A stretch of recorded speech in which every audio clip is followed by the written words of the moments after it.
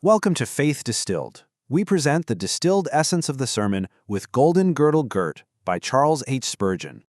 I begin by assuring you, my brethren, the more real Jesus Christ is to us, the more power there will be in our religion. The vision John saw was of one girt about the paps with a golden girdle. This isn't some minor detail. It is key to understanding our Lord. I observe that to draw out real enthusiasm among men, there must be a man as a leader and commander. I speak of how the presence of a great leader, a Cromwell, a Napoleon, a Henry of Navarre, could completely turn the tide of battle, inspiring men to rush into the very mouth of death itself. And in the same way, I contend that the force of our faith comes from devotion to Christ as an ever-living, ever-gracious friend and commander, not merely a set of ideas. So now, let all your thoughts be turned exclusively to him as John saw him, and to just one part of that vision. He was girt about the breast with a golden girdle. I will now unpack the 5 meanings I perceive in this golden girdle, which truly sets forth the nature of our Lord. First, I explain that the girdle signifies his excellence. As prophet, priest, and king, he wears a girdle of gold to show his absolute supremacy in office above all others. You see, prophets of old were leather, but his is gold, for he is pure, unalloyed truth. The high priest's girdle was of many colors. His is solid gold, for he has no peer and is without blemish.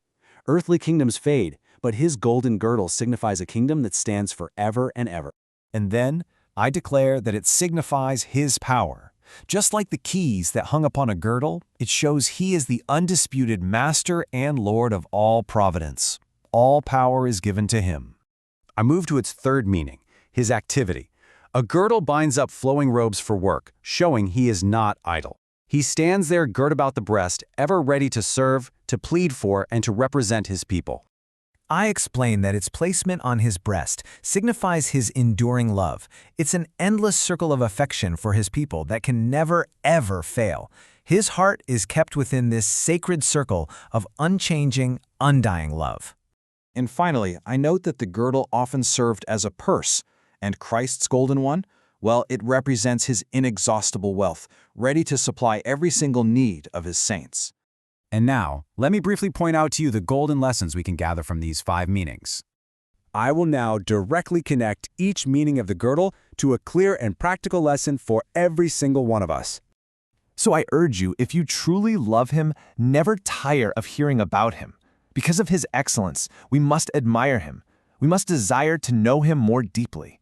I implore you, cease wearying yourselves. Because of his power, trust him. Leave your burdens with him who cares for you and has all authority. Lean on him. He will never sink under your weight. And I charge you to remain girded for service. Because of his activity, imitate him. Be always ready for the Master's call. Live as you would wish to be found if he came at this very moment. I call you to respond to his enduring love by loving him in return with all your heart, your soul, and your strength. And I ask, why are you bowed down when your Lord is so rich? Because of his wealth, rejoice in your King. Find gladness in the Creator himself. But I must warn you, the day will come when those of you who do not love Christ will have to look on him. I explain that to those who despise him, that same girdle will bring no comfort. It will instead show his faithfulness to the promise of judgment. And so I put this question to you. To reject the only door to heaven is a suicidal act, and your blood will be upon your own head.